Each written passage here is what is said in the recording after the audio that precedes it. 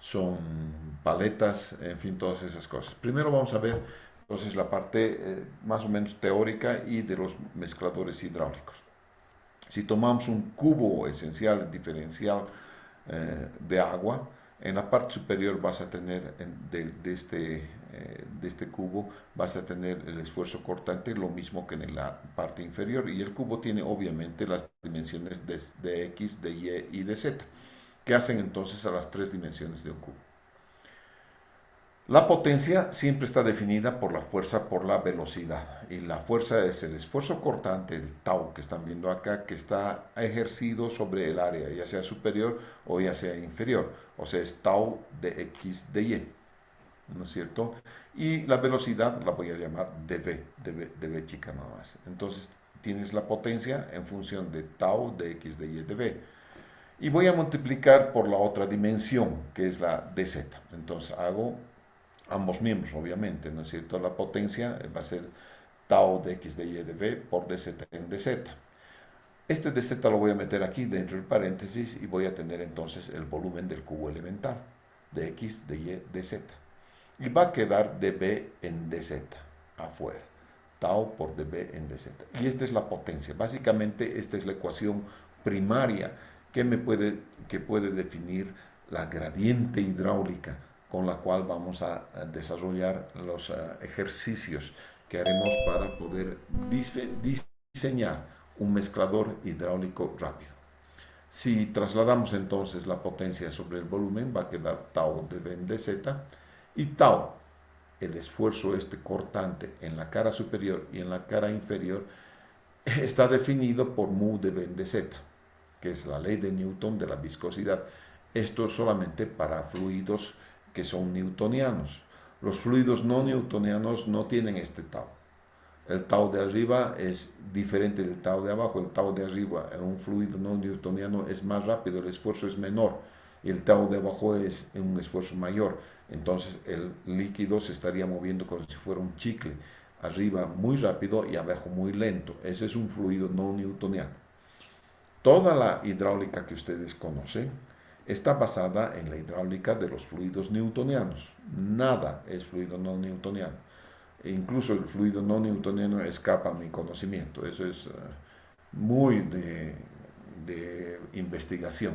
Aún tienes mucho que investigar en la hidráulica de los fluidos no newtonianos. Para Newton entonces el tau es mu de B en dz. Nada más. Mu es el coeficiente de viscosidad, obviamente, de B en dz, que es la velocidad en la profundidad. Obviamente el tau va a variar un poquito en la profundidad.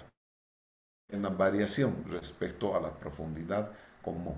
Entonces, reemplazando esto en esta ecuación, voy a tener que la potencia sobre el volumen va a ser mu de B en dz al cuadrado. Y este dB en dz que está aquí, lo conocemos como gradiente de velocidad.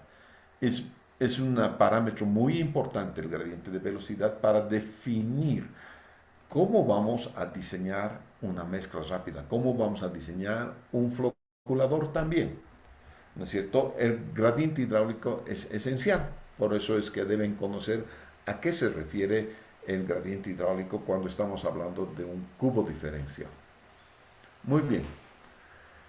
Por definición, entonces, estoy diciendo que el gradiente es de B en dz. ¿No es cierto? Y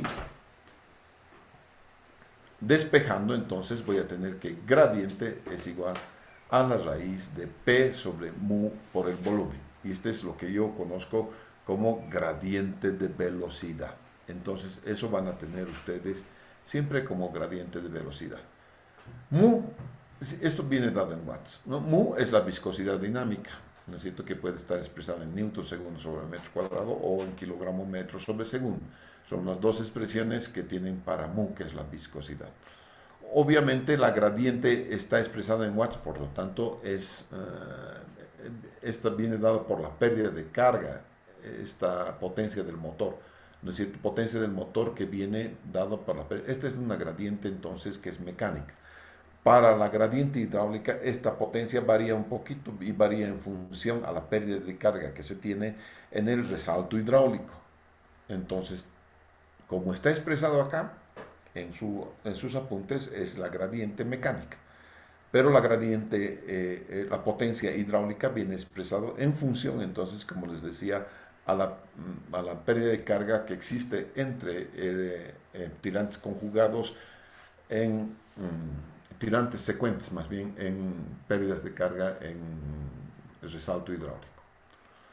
El coeficiente de Kampstein, K viene dado por G, por T, por C a la N. Esto es constante, siendo T el tiempo de mezcla, C es la dosis del sulfato de aluminio que vas a meter. Y G, como hemos visto, se puede hallar a través de la prueba de Harris. Ya hemos hecho ayer la prueba de Harris, por lo tanto sé y conozco cómo puedo encontrar entonces la ecuación de Kampstein, G por T, ¿no es cierto? Para mezcladores hidráulicos, como les decía, la gradiente varía un poquito. Si yo voy a traer, por ejemplo, esta parte aquí,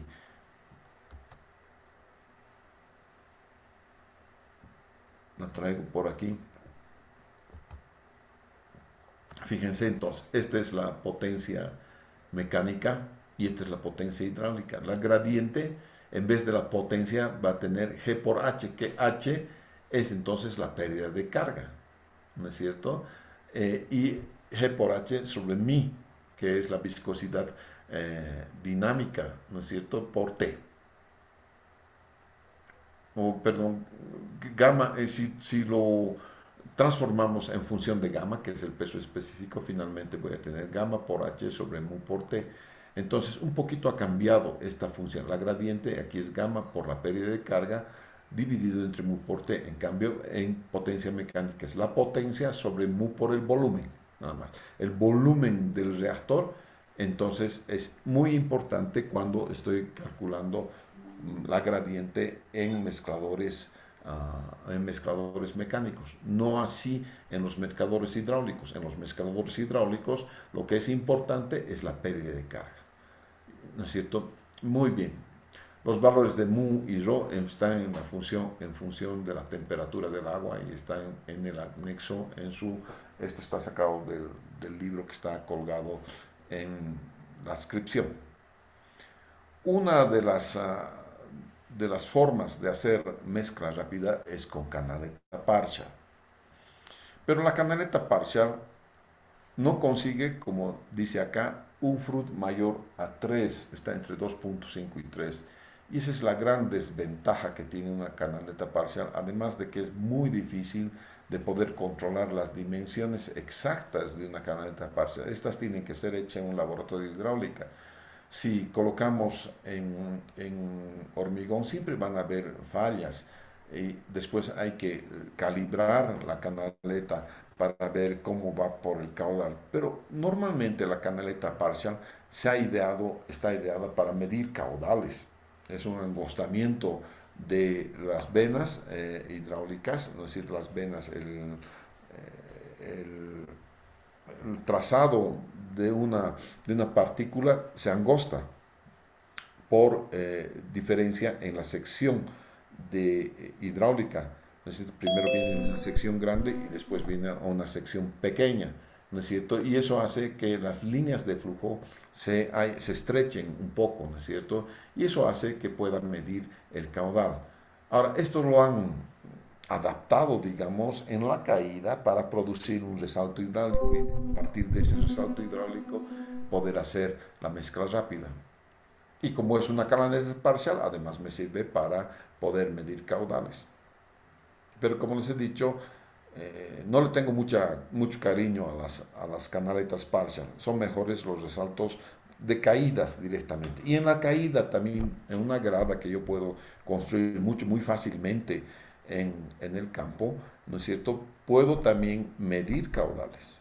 Puedo agarrar y calibrar una curva HQ que esté del brink del grada a 4 veces la altura crítica, aguas arriba. Si tengo ahí una regla, un linímetro, voy a poder entonces medir con claridad cuánta agua está pasando. Pero en una planta de tratamiento pequeña, suficiente sería eso. En una planta de tratamiento grande, esa es una medida redundante, porque además voy a tener de esa medida seguramente un artefacto, un aparato, un accesorio que me pueda medir directamente los caudales y estos transmitírmelos a través de un sistema SCADA a una pantalla de televisor. ¿No es cierto? Entonces, estas canaletas parcial las hemos utilizado en plantas de caudales superiores a los 100 litros por segundo. ¿Qué criterios de diseño? Deben respetarse las medidas que son específicas para una canaleta parcial. ¿No es cierto? Seleccionas la canaleta, el tamaño de canaleta, de acuerdo a la que tiene. El ancho de la garganta te dice de qué caudal a qué caudal, de qué rango de caudal estamos hablando para imponer una determinada canaleta parcial. Se debe comprobar que el flood esté entre 2 y 3 para que el resalto sea relativamente estable. Aquí también es una gran restricción. En una caída libre el flood es 4.5 a 9 y eso sí te garantiza un resalto hidráulico estable. Por lo tanto, cuando vayan a hacer, yo ya estoy, digamos, casi desahuciando las canaletas Partian, a pesar de que siguen en uso, pero para mi gusto, a mí no me ha resultado muy bien la canaleta Partian. Debo comprobar que el resalto hidráulico produce una gradiente de velocidad mayor que 700 y menor que 1200 segundos. Comprobar que tengan tiempos de retención instantánea y es importante empalmar correctamente las líneas de flujo de esta unidad con las del nivel máximo de operación del floculador para que el resalto no se desplace fuera de la garganta. Si el resalto es viajero, o sea, no estás cumpliendo este número de flood, el resalto va a ir hasta el floculador y en el floculador recién va a estar haciéndose la mezcla rápida, va a efectivizarse la mezcla rápida. Por eso no quiero. El floculador es floculador, la mezcla rápida es mezcla rápida. ¿No es cierto? Los criterios de operación y mantenimiento son muy sencillos, ¿no es cierto? Y debe ubicarse en el punto de que genera el mayor resalto hidráulico. Este es un ejemplo de una canaleta con un canal rectangular, un vertedero, una caída inclinada. ¿No es cierto? Como podrán ver, de 4 a 7 veces la altura crítica voy a poner la regla, o sea, el linímetro, voy a ponerlo acá, y aquí coloco la pantalla, ¿no es cierto? Normalmente las plantas de tratamiento tienen su aducción de mucho, muy lejos. Por ejemplo, eh, la planta de Semapa viene desde Misicuni. Entonces puede venir, ¿no es, con una energía mucho, muy grande, depende de dónde estás, ¿no es cierto? En La Paz esa energía en la TAP batallas es gigantesca, entonces tengo que matar esa energía, porque a una planta de tratamiento no puedo entrar con una energía descontrolada. La energía de una planta de tratamiento la tengo que controlar yo desde el inicio. Y para ello voy a matar esta energía, la mato la energía acá a través de una pantalla perforada. Una vez que tengo la pantalla perforada, recién comienza mi planta de tratamiento. A partir de aquí comienza mi planta de tratamiento. Entonces, lo que estoy intentando hacer en el cálculo de la planta de tratamiento es encontrar las alturas, estas alturas, los tirantes de agua, para ver hasta dónde voy a colocar, por ejemplo, mi pared. ¿No es cierto? Entonces, eso tengo que ver. Y esta altura normalmente tiene que ver con cuánto de altura de carga va a venir por él encima del vertedero y estas dos pequeñas alturas en el resalto hidráulico. Y1 cuando se aplasta la vena de agua y Y2 cuando recupera, ¿no es cierto?, la vena fruto del resalto hidráulico. A veces este Y2 es grande y entonces este muro tienes que calcularlo de manera tal que tengas el suficiente bordo libre para que no rebalse el agua. ¿No es cierto? No queremos que rebalse el agua en el bordo libre este. Entonces vamos a ver este pequeño ejemplo que sirve también para calcular el resalto hidráulico en una caída simple, ¿no es cierto? Este, por ejemplo, es para calcular un canal que transporta 100 litros por segundo, temperatura del agua igual 10 grados centígrados, que es la mínima en invierno, y el agua llega a la planta, ¿no es cierto?, a través de una cámara, ¿no es cierto?, para diseñar con esta cámara, para diseñarla la misma en función al aquietamiento de la energía que se requiere. El caudal de 100 litros por segundo es equivalente a 0.1 metro cúbico por segundo, ¿no es cierto? Entonces, ¿qué vamos a definir? Primero vamos a definir cuántito le voy a dar de altura acá, ¿no es cierto?, a esto que se llama el antepecho, ¿no es cierto? Es un valor constructivo que debemos asumir, ¿no es cierto? Por ejemplo, puede ser que se tenga que esto puede estar a 0.5 metros, ¿por qué no? ¿No es cierto? Eso depende entonces cuánto es la altura normal que tú vas a calcular en el canal, ¿no es cierto? Y a partir de ello vas a darle por lo menos 5 centímetros a este vertedero. Los vertederos no funcionan con menos de 5 centímetros, entonces la altura mínima de carga sobre la cresta del vertedero tiene que ser como mínimo 5 centímetros, ¿no es cierto? Entonces tú vas a elegir cuánto vas a tener este antepecho acá. Entonces en este caso se está eligiendo 0.5 metros. En realidad entonces es una materia de hacer prueba y error en el antepecho, ¿no es cierto? Y vamos a aplicar el principio de conservación de energía entre esta parte, entre 3 y 1. Todo en hidráulica tiene que ver con la conservación de la energía. En un canal, la energía, la ecuación de energía es Z más B cuadrado sobre 2G. P es la presión. En un canal no es que no existe la presión, ya les he dicho montones de veces. La presión que existe en un canal a pelo libre es la presión atmosférica, ¿no es cierto? A esa presión externa está sometida entonces el pelo del agua en cualquier elemento que tenga pelo libre. Pero obviamente el pelo del agua en el canal y más allá, y mucho más allá, es la misma presión atmosférica. De hecho, en todo Cochabamba es la misma presión atmosférica, es por eso que no la toma en cuenta y la aproximo a cero, porque sumar o restar constantes no varía la ecuación, no hace variar la ecuación. Cuando sumas una constante o restas una constante, la ecuación es un principio matemático, no te va a variar la ecuación, por eso es que no tomas en cuenta la presión cuando estás a pelo libre. Entonces queda z más b cuadrado sobre 2g. Pero z es desde el centro del universo, desde el centro de la Tierra. No acostumbramos a hacer eso, acostumbramos a medir con el z, con el principio de las coordenadas en la base del canal. Por lo tanto, si estamos en el principio de las coordenadas de altura en la base del canal, lo que me está representando z es y, que es la altura, es el tirante de agua en el canal. Entonces, en un canal es y más b cuadrado sobre 2g, en cualquier canal. Entonces, la energía va a venir dada siempre y en b cuadrado sobre 2g. Si estamos en la parte 3, en esta parte que hemos denominado 3, entonces será y3 más b3 al cuadrado sobre 2g. Y aquí será y1 más b1 cuadrado sobre 2g, obviamente, ¿no es cierto? Muy bien. Como les decía, para que el vertedero funcione, h, la altura de carga sobre el vertedero, no puede ser menor que 5 centímetros y se debe garantizar que sea mayor o igual que 5 centímetros, por lo que puede moverse, se puede mover el vertedero. Si fuera de metal podría moverlo de arriba para abajo, ¿no es cierto? Y hacer que haya 5 centímetros, ¿no es cierto? Eso son, en la parte hidráulica moderna no colocas un vertedero fijo, lo que haces es colocar un vertedero que lo puedes mover arriba y abajo y ajustarlo a través de los pernos, nada más, para garantizar precisamente 5 centímetros.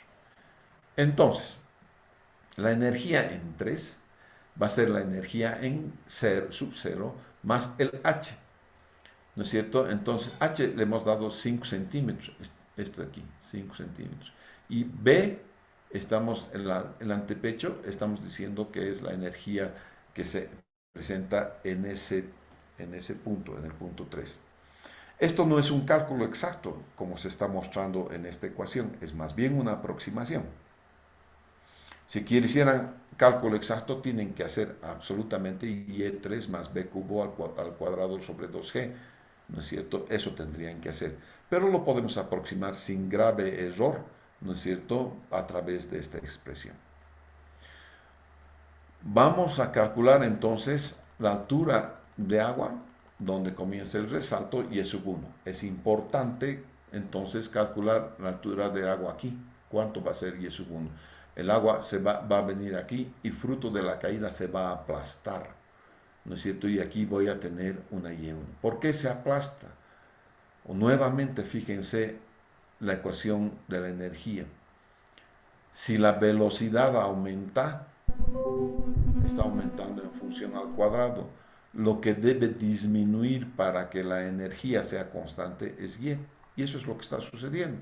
La velocidad ha aumentado fruto de la caída, aumenta grandemente la velocidad porque le estoy haciendo caer. Y en la ecuación de energía, el Y estaba aquí arriba, ¿no es cierto? Si la velocidad aumenta infinitamente, este Y va a estar casi en el suelo. Entonces, velocidad aumenta, Y disminuye.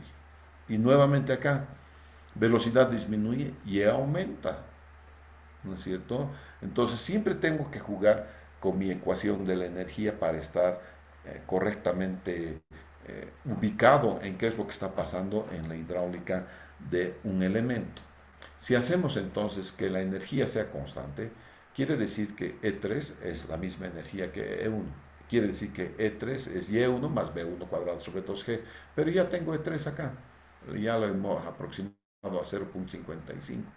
¿No es cierto? Y B es obviamente caudal sobre área. Con esta ecuación voy a desarrollar esta ecuación y fíjense, E3 es 0.55 y tengo dos veces Y1 aquí arriba y aquí debajo. Tengo en el primer sumando y en el segundo sumando lo voy a tener abajo de esta ecuación. Entonces, muy fácilmente en Excel puedo hacer, entonces, encontrar Y1 de tal manera que esto sea 0.55. Y lo puedo hacer a través de prueba y error. Y entonces Y1 va a ser 0.04 en este caso. Una vez que he hallado Y1 aquí, cuánto es el tirante de agua, conozco mi ancho del canal, por lo tanto puedo conocer el área. Y si conozco Y conozco el área, puedo calcular la velocidad. ¿No es cierto? De eso se trata, calcular la velocidad. Voy a calcular la velocidad de 1. ¿No es cierto? Calculo la velocidad de 1 y hallo el fruto. En este caso, el fruit, como es una caída, tiene que estar entre 4.5 y 9. Es mi primera verificación. Debo tener siempre un fruit que esté entre 4.5 y 9 para que el resalto sea estable. En este caso sí está, es estable. Y voy a calcular la altura secuente Y2. Y para calcular la altura secuente Y2, voy a recurrir a la conservación del momento. Tres leyes fundamentales existen en la hidráulica: conservación de la masa, conservación de la energía y conservación del momento. Son las tres fundamentales que existen para manejar cualquier tipo de conducto hidráulico. En este caso voy a recurrir entonces a lo que es la ecuación del momento, que es la conservación del momento, y tengo que la altura Y2 va a ser Y1 medios, 1 menos 8 veces el fruto al cuadrado, la raíz de eso menos 1. Con ello voy a calcular Y2 y calculo, tengo Y1, ¿no es cierto? 0.04 metros, o sea, 4 centímetros. Y Y2 tengo 28 centímetros. De 4 centímetros recupera a 28 centímetros, por lo tanto también puedo calcular B2, ¿no es cierto? Que es la velocidad en la sección 3, no, es en la sección 2. Bien, una vez que he calculado la velocidad en la sección 2, debo verificar que esta velocidad sea mayor que 0.3 metros sobre segundo. Si es menor que 0.3 metros sobre segundo, puedo tener sedimentación en el canal. No se olviden que este es un canal que hace la mezcla rápida, ¿no es cierto? Que hace que los flóculos, que son chiquititos, ¿no es cierto?, se hayan desestabilizado. Y no quiero que empiece a sedimentar ni flocular en el canal que une la mezcla rápida con el floculador. Por lo tanto, voy a garantizar que esta velocidad sea más que 0.3. Si no cumple esta velocidad, debo ir al primero de los pasos. Necesito y cambiar el antepecho y repetir hasta encontrar aquí que la velocidad sea más que 0.03. Con ello se va a calcular la longitud del desarrollo del resalto. La longitud, según Smetana, es 6 veces Y2 más menos Y1. En Inglaterra utilizamos 5 veces nomás, Y2 más Y1. ¿No es cierto? En este caso es 1.5, vamos a utilizar nosotros 6, que es la experiencia también mexicana, ya que la longitud del resalto sea esa. Quiere decir que el canal después del resalto hidráulico puede tener 1.50 metros antes de entrar al floculador. Si tiene una longitud exageradamente más grande que 1.50 metros, se me va a empezar a flocular en el canal. No quiero que empiece a suceder la mezcla lenta en el canal de conexión del mezclador rápido hacia el floculador. Por lo tanto, esta dimensión de 1.50 que estoy encontrando aquí es muy importante. Ahora sí, voy a ver el tiempo de mezcla. El tiempo de mezcla es la distancia que recorre, que es 1.50 sobre la velocidad media. Y esto en este caso es 0.79 metros sobre segundo. Debe verificar que el tiempo sea menor a un segundo, no menor a 15 segundos, menor a un segundo. ¿Ya? Si es menor a un segundo, estamos bien. En este caso es 0.79 segundos, porque la mezcla rápida es instantánea. Y luego debo verificar la gradiente hidráulica. Para verificar la gradiente hidráulica tengo que encontrar la pérdida de potencia debido a la pérdida en la altura de energía, que normalmente la conozco como pérdida de carga. Y esta ecuación ya la hemos visto antes.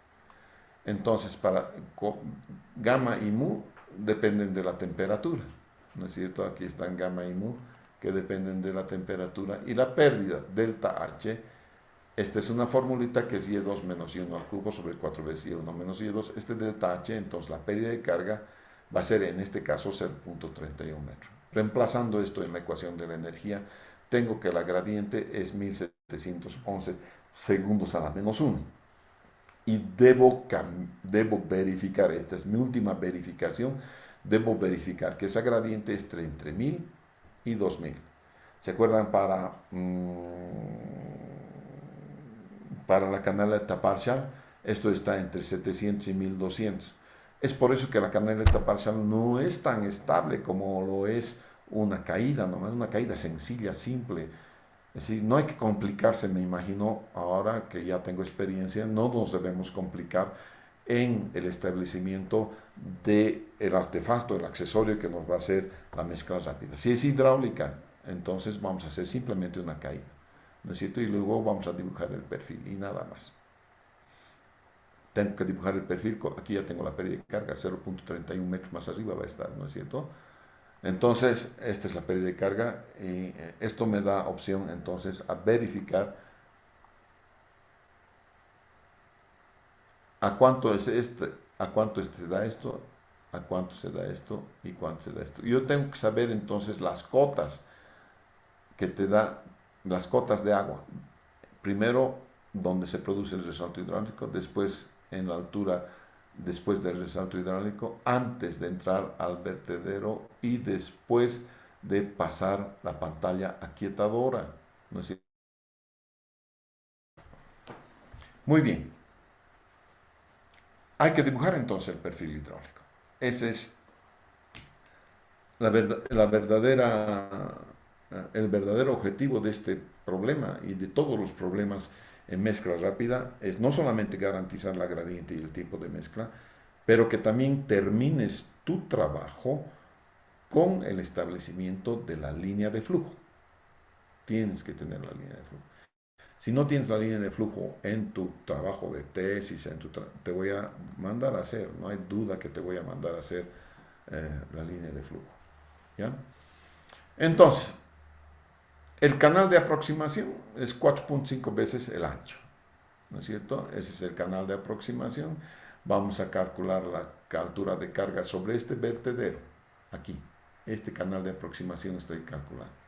¿Cuánto debo, después del aquietador, cuánto debo tener en línea recta antes de encontrarme con el vertedero? Eso es lo que estoy haciendo acá. Ese canal de aproximación entonces es 3.4 metros. Calculo la carga sobre el vertedero, para vertederos es esto, y la altura de carga es 0.24 metros, 24 centímetros, ¿no es cierto? Entonces se puede calcular, señores. Aquí nosotros hemos supuesto, ¿no es cierto?, que la altura es 5 centímetros como mínimo, pero había sido 24 centímetros, ¿no es cierto? Por lo tanto, Y desde aquí hasta aquí es 0.89 metros. Entonces, a partir de estos datos tendría que volver a recalcular mi mezcla rápida, porque aquí ya lo tengo, ya calculadito. Así, de la cámara de acatamiento depende de cuántos agujeros pongas. Acá, en el laboratorio de hidráulica, nosotros solíamos hacer, creo que hasta ahora siguen haciendo, con ladrillo de 18 huecos. Entonces, estos no son, en realidad, ni siquiera son 18 huecos, son menos de 18, son 21 huecos, creo.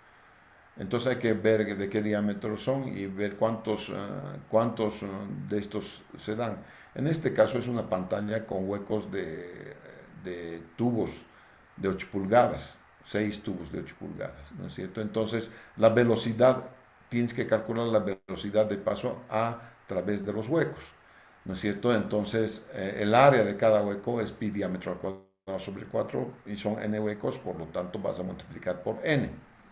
Y entonces vas a tener la velocidad de paso por los orificios. ¿No es cierto? Ese es el área de los orificios, diámetro del orificio y el número de orificios. Entonces, en este caso va a ser la velocidad 0.51 metros sobre segundo. Calculo la pérdida de carga. Esta es una ecuación cuasi universal de pérdida de carga de paso del agua a través de orificios. Eso lo hemos visto en hidráulica. ¿No es cierto? Este CD es el coeficiente de descarga, que normalmente lo tomo como 0.6, el coeficiente de descarga, 0.6 a 0.8. Calculo despejo H y calculo entonces cuánto va a ser la carga que voy a tener aquí. Desde aquí hasta aquí necesito una carga de 6 centímetros, por lo menos. Entonces el tirante de agua en la cámara de aquietamiento va a ser 0.89, que hasta aquí, más los 6 centímetros, ¿no es cierto? Es 0.95 metros. A partir de ello vas entonces a calcular cuánto es Y2, cuánto es Y1, cuánto es... Cada una de estas cositas puedes calcular entonces en cuanto a cota o ya sea en cuanto al tirante que se produce en cada uno de los, en resalto, por ejemplo, en el vertedero, o el agua antes de pasar la pantalla.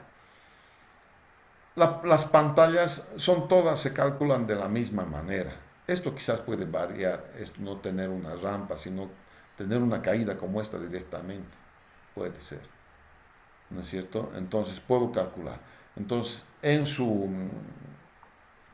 libro de ascripción tienen también el cálculo para caídas simples y a partir de ello pueden calcular entonces cómo van a ir en cálculo de vertederos o en cálculo de caídas, digamos, eh, que es el que se utiliza normalmente en las poblaciones.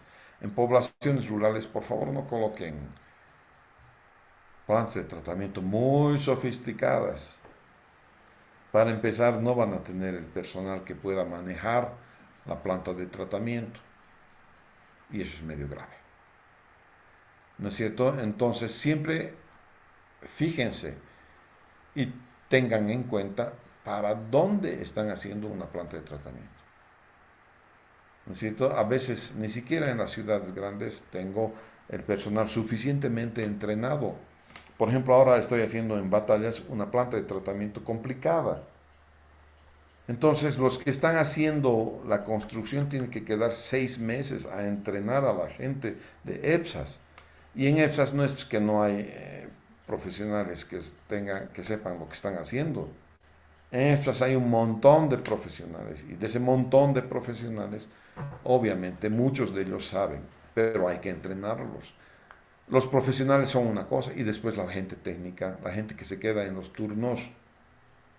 Son 3 turnos de trabajo en la planta de tratamiento de EPSAS en Batallas.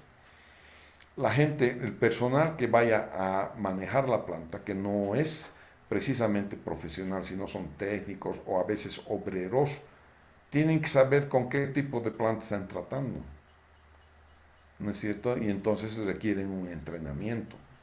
No es cualquier obrero, entonces, no es cualquier técnico, ¿de acuerdo? Muy bien, señores, eso es en cuanto a floculadores hidráulicos. La próxima clase vamos a ver floculadores que son de tipo mecánico y con eso habríamos acabado lo que son mezclas rápidas. ¿Alguna pregunta?